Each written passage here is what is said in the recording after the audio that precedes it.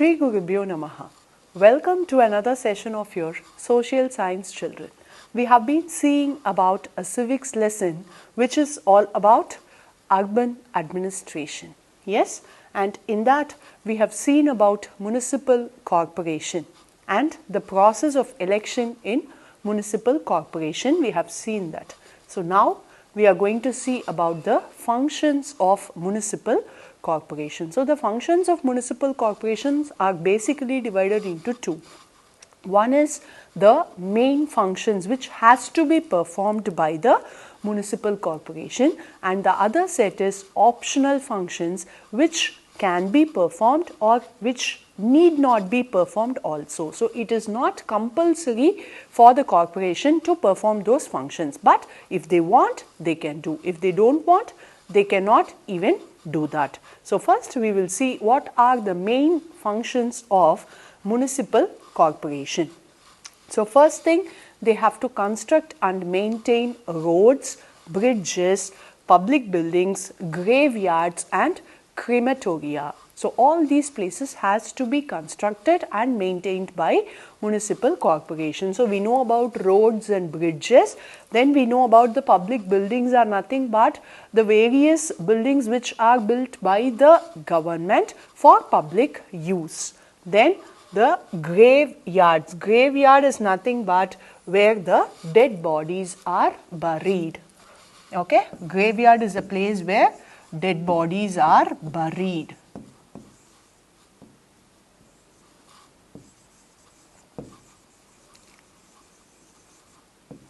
And crematoria is a place where dead bodies are burnt.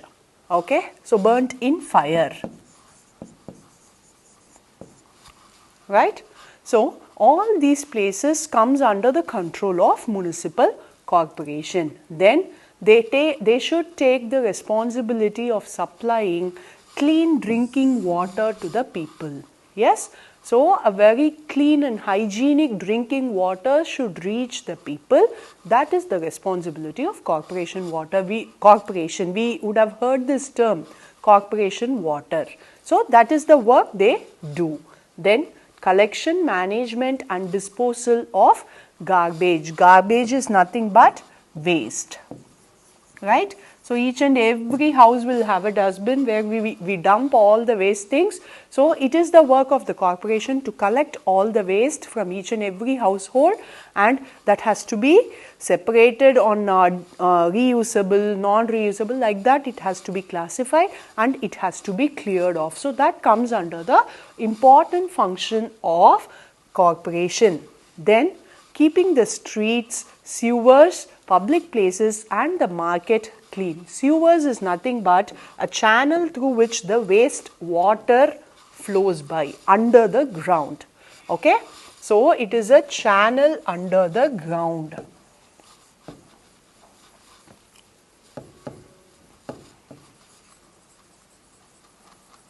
Through which waste water flows. Sorry.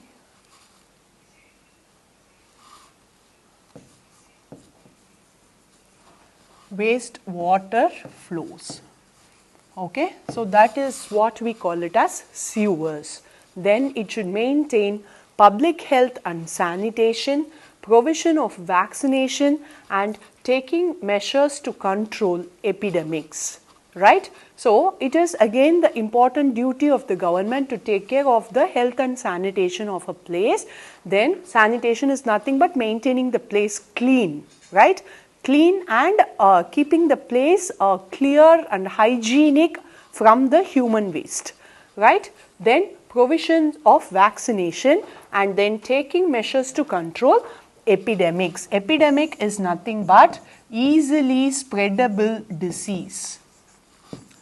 Okay, easily spreadable disease, we call it as epidemics.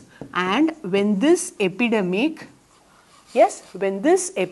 spreads across the countries, from one country to other country, if an epidemic spreads, that epidemic turns out to be a pandemic.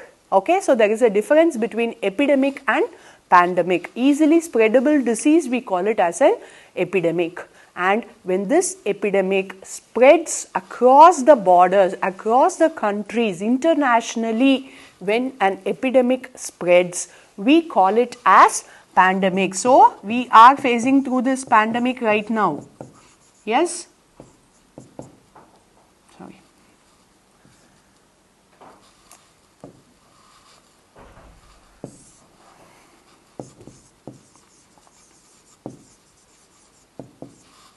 Yes? So, that is what we call it as pandemic.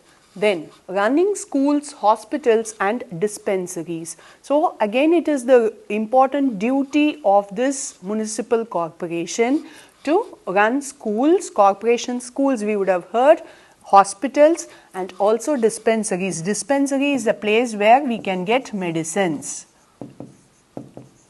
Right? So, all these has to be maintained by the municipal corporation. Then, they should register births and deaths. So, each and every baby that borns on the corporation, yes, that is born on the corporation, that has to be registered by the corporation, and each and every death that happens in that particular corporation, that has to be registered by the corporation. Then they should name the streets and number the houses. So, there should be no house left without being given the number. Each and every house will have a number, right? When we say our address, we start from our house number only. So, the number will be given by the corporation and the streets will be named by the corporation. And then ensuring public safety by removing obstructions and illegal buildings in public streets. So, for example, let us take a banner which is kept in a main road. Okay, so a place where it should not be kept. If that is kept, one day sometimes what happens when the people working on that are not working properly, or if they are careless, it may fall on someone who is standing there, right? We have seen those cases in recent news also. So, they should make sure that people are safe from these obstructions. So, anything that is going to be illegal or against the law, it is the duty of the corporation to remove the obstruction.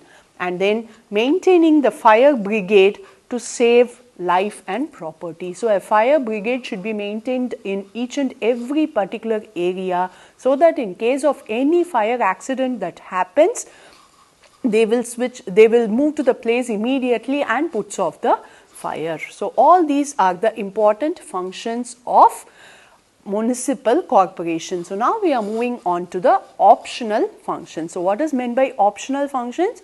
As I told, these are the functions which may or may not be performed by the corporation. The set of functions which the municipal corporation may or may not perform, we call it as optional functions. So, what are the optional functions? Construction and maintenance of public parks, gardens, libraries, museums, rest houses, homes for people with leprosy, orphanages, rescue homes for women. So, all these can be maintained by a corporation, or it cannot even be maintained by a corporation. So, here we could see a new term, leprosy. Leprosy is nothing but a skin disease, okay, which affects the entire body itself. It affects the nerves of the body, and people who get in touch with these people, okay. So, a person who is already affected with leprosy, if some other person comes and touches that person, the chances of the other person getting infected is high. So, there should always be a separate place for these people to be treated, okay. So, that can be maintained by the corporation. And then orphanages, we know that the children without parents, they are grown up here. And then rescue homes for women. So, women who have no support, it can be financially, it can be family environment. If people who do not have support, especially women, they can be moved to these rescue homes. So, this can also be maintained by the corporation. Then planting and maintenance of roadside trees. We used to see the side pathways of the road which is being planted by small saplings, right? Small trees we would have seen. So, that can be maintained by the corporation. Then providing housing facilities for low income groups. So people who have very less income, housing facilities can be provided by the corporation.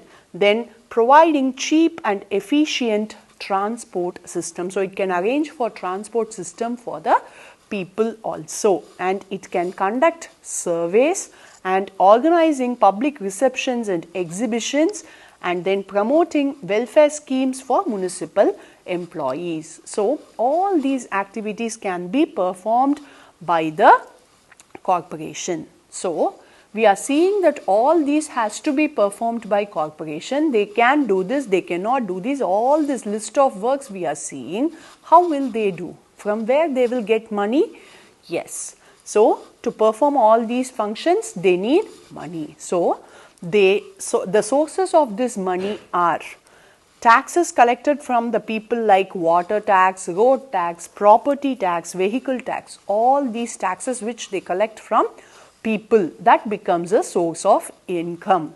Then service tax that they collect from the shopkeepers, and then they collect toll tax for using the roads and bridges. We would have seen the toll plazas, the big board with the toll plaza board, and people will be sitting in counters, and our vehicle we will have to pay some amount to take the toll ticket, right? So all these taxes are collected from the people to again serve us. Then entertainment tax collected from movie halls, yes, from the theatres they collect entertainment tax. Then from the cable TV operators, all these are being collected from the people. And then education tax. So people who pay income tax, they will be added a little more amount with their tax, okay. That is called as education tax, which will be used for educational sector. So then the grants received from the state government. So this is local government, right? Municipal corporation comes under local self government. So they get grants from the state government. So state government, what will they do? When they implement a new plan, they will allot some money for each and every corporation. This amount or a particular amount will be allotted. So that is how they get income for implementing all their plans. So now we are going to see about municipality, which is also called as municipal council, okay. So municipal council or municipality. So the body which governs the cities with population less than 10 lakhs but greater than 20,000. So corporation is a place where the population is more than 10 lakhs, right? So what about municipality then? It is for the place where the population is more than 20,000 but less than 10 lakhs. Okay, so it is also called as municipal council. So the cities are governed by the municipal councils or also divided into number of wards. As we have seen in corporation, here also a council, a municipality is divided into number of wards, and each ward has its own representative chosen by the people. Yes, the member of each ward, the people of each ward elect and send a member to the municipality. So we choose our representative here also, and they are elected for a period of 5 years. And head of the council. So who is the head of this municipal council? Who is the head of municipality? For corporation, we have seen that mayor is the head. The same way for municipality, we have a municipal commissioner who is appointed by the state government. So state government chooses a person to be a municipal commissioner for a particular municipality. Then the functions of this municipality is similar to that of a municipal corporation. Okay, so what are all the activities or the functions being performed by the corporation? The same set of activities municipality also has. And now we are moving to Nagar Panchayats. So Nagar Panchayat is the local self-governing body, right, which is implemented or used in a place which is developing into a city. Okay, so a rural area which is developing to an urban area, that area will have this kind of governing body.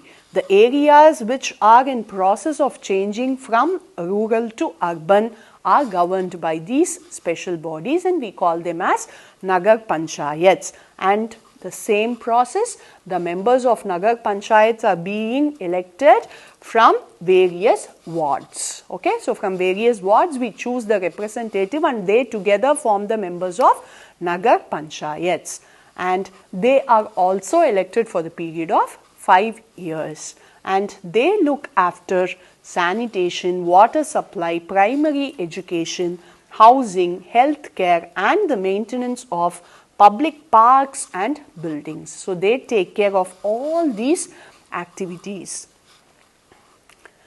Now we are going to see about the advantages of local self-government. Why should we have this local self-government? We have state government, we have central government, then why should we have local self-government? That is what we are going to see. What are all the advantages of this? Okay, so first, it ensures effective utilization of local resources. Whatever resources are available in that particular locality, it can be effectively used only if local self-government is there, because the people in that particular area knows that what we have, what we do not have. Yes, so it is not always the central government or state government will look after each and every street in a particular area.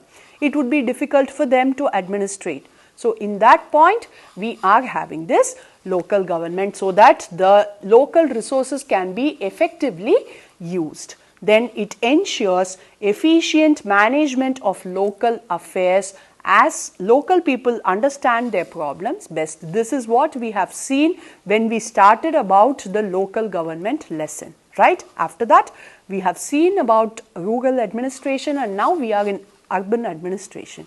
So people in a particular area alone will know their problems in a better way than the outsiders. So at that point of view, local government is much suitable for solving the local issues.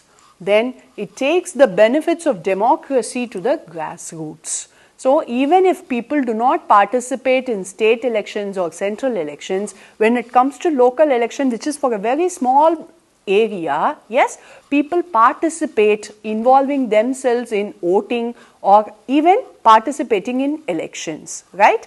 Then if managed effectively, local self-government can result in the faster and more balanced development of an area than if it was administered by the central government. So if the local government is going to be efficiently managed, if the people whom we have chosen for this municipality or corporation is effectively working, yes, a particular municipality or a particular corporation can even be more balanced and developed than if it was controlled by central government. So central government, even if comes and controls directly, that growth would have not been achieved.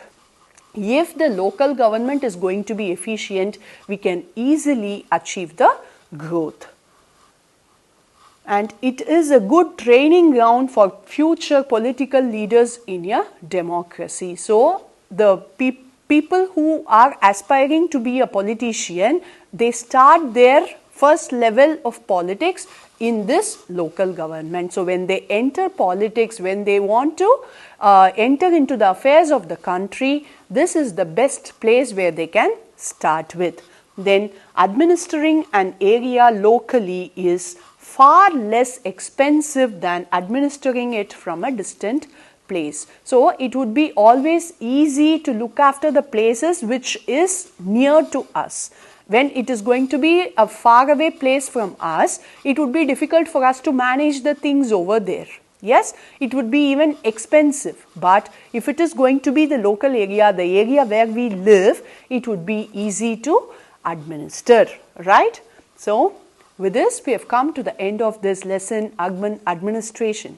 See you soon in another interesting lesson, children.